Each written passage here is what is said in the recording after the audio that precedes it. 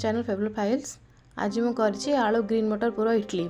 एइथि प्रस्तुत सामग्री आलू चकटा, ग्रीन मटर, रसुण कटा हिची, जीरा, धनिया पत्र, इडली पिठो। प्रथम पैन रे मु तेल गरम करी जीरा और रसुण देकी भाजी देइछि एवं टिके रसुण जारी होला परे सेथिरे आलू चकटा हिथिला। आलू चकटा रे केवल लूण मु देकी चकटिछि आउ ग्रीन मटर देली। आलू आ ग्रीन मटर टिके फ्राए करके सेथिरे मु लूण हल्दी ऐड करके फ्राए कली।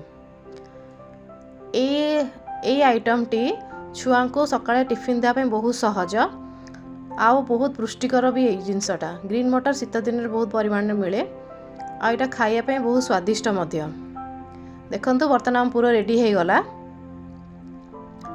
धनिया पत्र कटा हेतिवा जा गार्निश करके टिके पूरा रखी देली।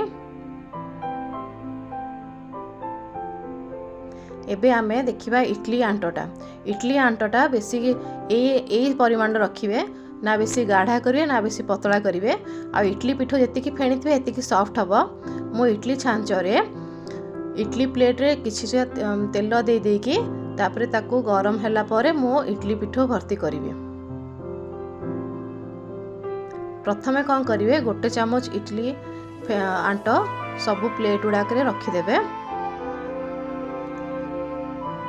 तापरे एहा उपरे प्रस्तुत होइथिबा आलू मटर पूरा को सेमते गोटे गोटे चामच रखिबे।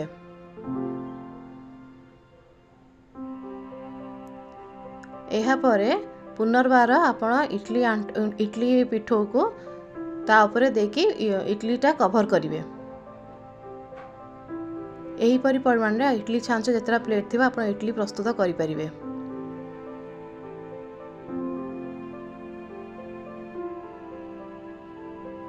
एई आइटम टी घरे निश्चित प्रिपेयर करिवे आ कमेंट सेक्शन में जणेबे केमिति लागिला।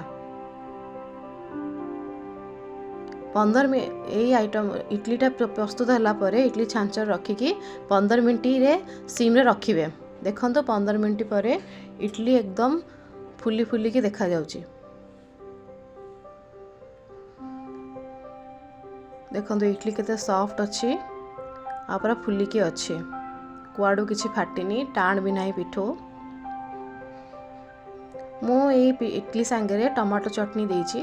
आपण चाहिले पुदीना चटनी भी देई परिबे जेमिति आपनको पसंद।